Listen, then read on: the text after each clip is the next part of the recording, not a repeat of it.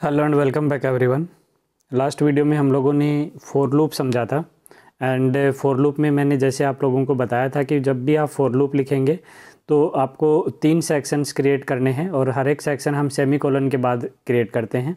तो जो आप आर्ग्यूमेंट पास करते हैं फॉर लूप के अंदर, तो फर्स्ट जो पार्ट होता है उसमें हम इनिशियलाइजेशन करते हैं, सेकंड पार्ट में आप कंडीशन लिखते हैं, देन आपका जो रेस्पेक्टिव ब्लॉक ऑफ कोड है यानी कि जो स्टेटमेंट्स आप लिखते हैं, अगर वो कंडीशन ट्रू मिलती है देन वो रीड होते हैं और उसके बाद आपका इंक्रीमेंट या डिक्रीमेंट आपका रीड आउट होता है और अगेन वो दोबारा से कंडीशन चेक करता है और ये लूप जो है वो कंटिन्यू करता है जब तक कंडीशन फॉल्स नहीं हो जाती। तो ये फॉर लूप का आपका सिनेरियो था जो मैंने अभी रिपीट किया। अगेन अगर फिर भी आपका कोई समस्या है तो आप कमेंट सेक्शन में लिख के मेरे से पूछ सकते हैं। नाउ सॉरी, आज जो हम डिस्कस करने वाले हैं that is your for in loop. For in loop में क्या करते हैं, यहाँ पे आपका जो है जो स्टेटमेंट्स है that loop will through the properties of an object. तो जो आप एक ऑब्जेक्ट क्रिएट करते हैं तो अब हम फॉर लूप के अंदर जो है इनकी हेल्प से जो रेस्पेक्टिव ऑब्जेक्ट है उसकी प्रॉपर्टीज़ थ्रू करने वाले हैं। कैसे करेंगे देखिए, एग्जांपल से ज़्यादा बेटर आपको समझ आएगा। जैसे यहाँ पे आपका एक प्रोग्राम है, सिंपल आप प्रोग्राम लिखते हैं HTML बॉडी पार्ट। ये जो आपने पैराग्राफ लिखा है ये तो सिंपल एक फॉर इन लूप एग्जांपल है, इसलिए हम डिस्प्ले करवा देते हैं ब्राउज़र पे। नाउ स्क्रिप्ट टैग के अंदर आपको क्या लिखना होगा, देखिए एक आपने वेरिएबल या पर्सन नाम से और उस पर्सन नाम में आपने 3 चीज़ ली हैं, फर्स्ट नेम, लास्ट नेम और एज। आप चाहते हो कि जो रेस्पेक्टिव वैल्यू है, देखिए जब भी आप ऐसे लिखते हैं first name colon double quotation में ये जो है तो ये आपकी प्रॉपर्टी है और ये प्रॉपर्टी का वैल्यू है, ठीक है। ये लास्ट नेम इज़ प्रॉपर्टी और कोलन के बाद जो लिखा है that is your property value, property age and उसके वैल्यू 35। नाउ आप चाहते हो कि जो डिफरेंट प्रॉपर्टीज़ हैं उनको वो रिटर्न करें, यानी कि अमन, मान और 35 आपको रिटर्न करना है। और एक टेक्स्ट ले लेते हैं, ये आपका जो है एक ब्लैंक स्पेस प्रोवाइड करवाने के लिए है। यहाँ पे देखिए एक वेरिएबल या एक्स। अब एक्स आप किस में सर्च करें तो आप इन ऑपरेटर का यूज़ करते हो, यहाँ पे एक्स इन पर्सन, तो इसमें आपका जो है ये सर्च करेगा जो भी आपका प्रॉपर्टी थ्रो करना है। अब यहाँ पे जो हम लोग यूज कर रहे हैं that is assignment operator, text plus equals to, यानी कि text is equals to text plus person x. तो फर्स्ट पोजीशन पे कौन है, अमन, जो फर्स्ट वेरिएबल के अंदर जो वैल्यू है that is Aman. And again जब आपकी वैल्यू जो है ये कितनी है, 3 है, तो ये 3 टाइम्स क्या करेगा, नेक्स्ट टाइम क्या करेगा टेक्स्ट के अंदर मान और फाइनली क्या करेगा 35। और देखिए हर बार हम प्लस क्या कर रहे हैं, प्लस से हम कॉन्केटिनेट करते हैं, 2 वैल्यूज़ को जोड़ते हैं। तो हर बार जो है जैसे मैंने अमन लिखा फिर यहाँ पे स्पेस दिया है, डबल कोटेशन लिखा लेकिन उसके अंदर कोई वैल्यू नहीं लिखी, दैट मीन्स वाइट स्पेस, ठीक है। तो हर बार क्या करेगा वो जब भी वो प्रिंट करेगा, जैसे फर्स्ट टाइम वो क्या करेगा अमन प्रिंट करेगा, फिर स्पेस दे देगा, फिर मान प्रिंट करेगा, फिर स्पेस, फिर 35। तो रिजल्ट कैसा होगा आपका, अमन, फिर स्पेस दे के मान और फिर स्पेस दे के 35। कुछ ऐसा आपका रिजल्ट आपको नज़र आएगा, क्योंकि हम क्या कर रहे हैं जो टेक्स्ट आपका है उसको हम क्या कर रहे हैं ब्राउज़र पे डिस्प्ले करवा रहे हैं। तो देखते हैं इसका आउटपुट जो है कुछ ऐसा नज़र आना चाहिए। तो एक बार आप इस प्रोग्राम को अगर चाहते हो तो चाहो तो इसको आप कॉपी कर लें, ठीक है, ये पार्ट आप कॉपी कर लें, ओके। एंड इसको रन करवाते हैं। आपका जो भी रेस्पेक्टिव ब्राउज़र है, आपके पास अनराइटर सॉफ्टवेयर होगा, उसमें आप इस कोड को पेस्ट कर दीजिए। ये पेस्ट हो गया। नाउ जो इसका फर्दर पार्ट है वो मैं डिलीट कर देता हूँ। ये देखिए ये शायद ज़्यादा कॉपी हो गया वहाँ से।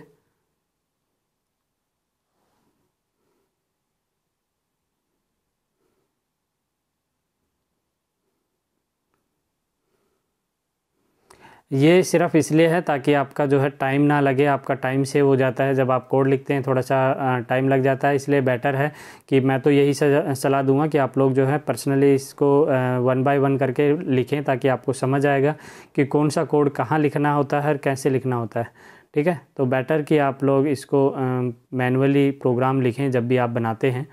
एंड नाउ ये देखिए, ये आपका प्रोग्राम हो गया। अब मैं इसको थोड़ा सा जो है आपको ब्रीफ जैसे किया है, तो मैं इसको सेव कर देता हूँ। और सेव करने के लिए आपको इसका नाम देना है, तो फॉर एग्ज़ाम्पल इसका नाम जो है फोरिन दे देते हैं, फोरिन JS, और इसको सेव कर दिया मैंने। ठीक है, अब आप अगर इसका रिज़ल्ट देखेंगे, देखिए इस पर मैं क्लिक करता हूँ प्ले बटन पे, तो रिज़ल्ट क्या आ रहा है आपका, अमन मान 35, राइट। तो स्पेस भी आ रहा है बीच में।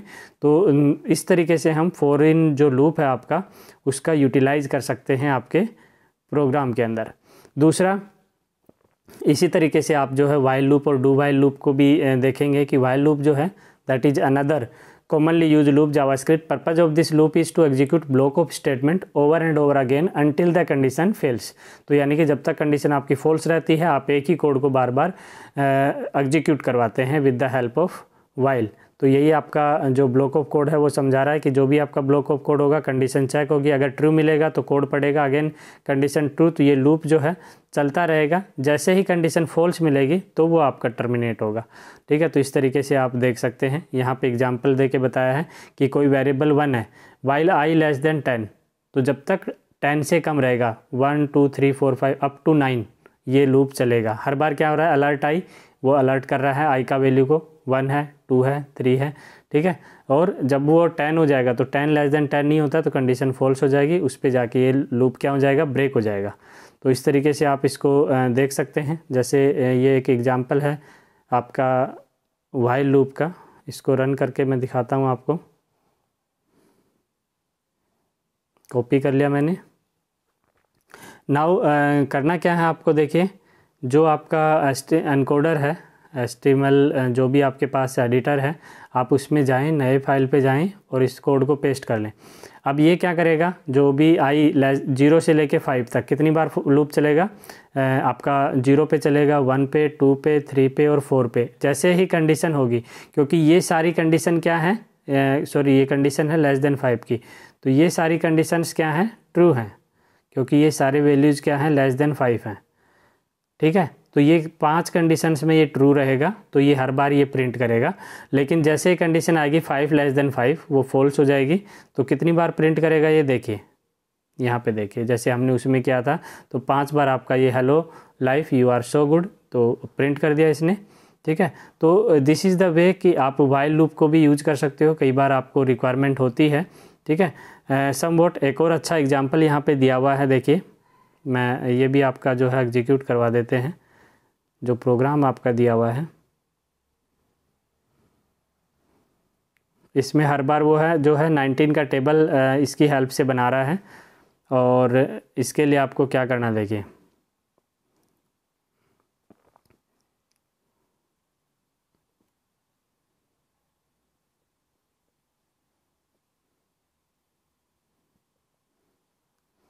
ये आपका प्रोग्राम हो गया, और इसको आप जब नई फाइल के अंदर कॉपी करेंगे,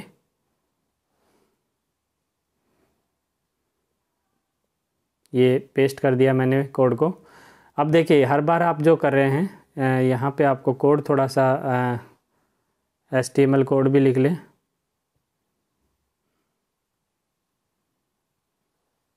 HTML एंटर कर दें, सॉरी ये हो गया, और ये बॉडी पार्ट हो गया।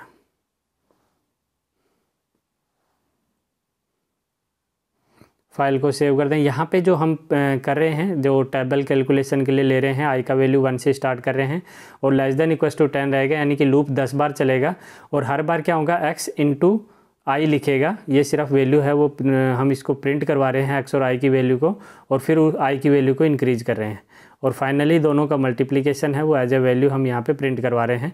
तो जब आप इस फाइल को सेव कर देंगे, ये देखिए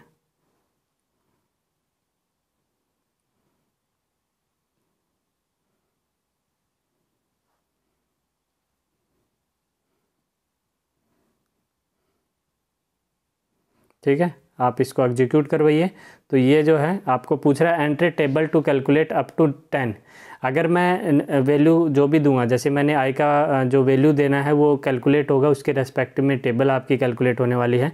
तो मैं अगर कहता हूँ मुझे जो है 13 का टेबल चाहिए, ठीक है। तो ओके करेंगे। देखिए 13 का टेबल आपको यहाँ पे 13 2 जा 26, 39 एंड 130। तो ये फर्स्ट टाइम जो हम वैल्यू फेच कर रहे हैं उस वैल्यू को हम नंबर से मल्टीप्लाई करके शो कर रहे हैं। तो इस तरीके से अगर मैं 19 लिखता तो 19 हो जाता वैल्यू, अगर 19 का टेबल हो जाता, 15 लिखता तो 15 का टेबल आपको यहाँ पे नज़र आता। तो ये हम वाइल लूप की हेल्प से कर सकते हैं। दूसरा जो है आपका डू वाइल लूप होता है। दोनों में डिफरेंस भी मैंने आपको समझाया था कि डिफरेंस जो होता है दोनों में वो ये होता है कि do while loop at least once चलता है, क्योंकि कंडीशन जो होती है देखिए किस तरीके से होता है। ये कंडीशन पहले डू के बाद ये ब्लॉक ऑफ कोड को एक बार ज़रूर पढ़ता है, उसके बाद कंडीशन चेक करता है। तो डेफिनेटली कंडीशन ट्रू हो या फॉल्स एटलीस्ट वंस आपका ये कोड जो है वो आपका एग्जीक्यूट होता है। ये डिफरेंस होता है वाइल और डू वाइल के अंदर, ठीक है। तो यहाँ भी आप इसी तरीके से प्रोग्राम अगर आप कोई बनाते हैं तो उसका रन जैसे ये है i लेस देन 0 और i इक्वल्स टू 1, ठीक है। तो ये क्या करेगा, इसका आउटपुट नहीं देगा, क्योंकि फर्स्ट टाइम ही करेगा, चेक करेगा अगर कंडीशन i का वैल्यू 1 है और क्या 1 लेस देन 0 है, नहीं है, तो ये कुछ भी प्रिंट नहीं करेगा, right. In a similar manner यहाँ पे डू वाइल का एक और एग्जांपल भी लिया है, ठीक है। ये आपका वेरिएबल लिया है हमने 1 और यहाँ पे भी कंडीशन सेम चेक कर रहे हैं, लेकिन यहाँ पे क्या करेगा, ये आपका जो रिजल्ट होगा वो एटलीस्ट, क्योंकि एक बार तो मैंने कहा था ना रन करता ही है, ठीक है। कंडीशन फॉल्स है लेकिन वो फर्स्ट टाइम तो कोड एग्जीक्यूट करेगा, ब्लॉक ऑफ कोड को पढ़ेगा, इसलिए उसने एक बार इसको प्रिंट कर दिया जबकि कंडीशन क्या है, फॉल्स है। तो समटाइम्स अगर आपको ऐसी रिक्वायरमेंट है तो आप इस लूप का यूज़ कर सकते हैं।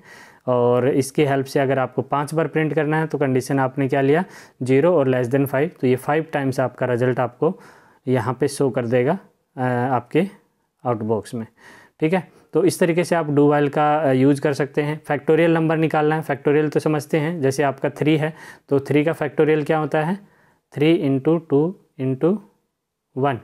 अगर मैं बात करूँ 5 का फैक्टोरियल तो 5 × 4 × 3 × 2 × 1, यानी कि नंबर डिक्रीजिंग ऑर्डर में होते हैं। तो आप ये इस लूप से कर सकते हैं, क्योंकि आप डू में क्या करेंगे f × i, f का जो वैल्यू आपने 1 लिया है, पहले i का वैल्यू 1 है तो 1 × 1 1, ठीक है। फिर अगली बार i का वैल्यू 1 बढ़ा तो 1 × 2, फिर अगेन बढ़ा तो 1 × 3, 1 × 4। इस तरीके से आप देखेंगे आपका जो वैल्यू है फैक्टोरियल वैल्यू है वो आपका प्रिंट हो जाता है, ठीक है। तो नेक्स्ट जो हमारा वीडियो होगा उसमें हम ब्रेक एंड कंटिन्यू के बारे में बात करेंगे। And till then keep watching, keep learning, thank you.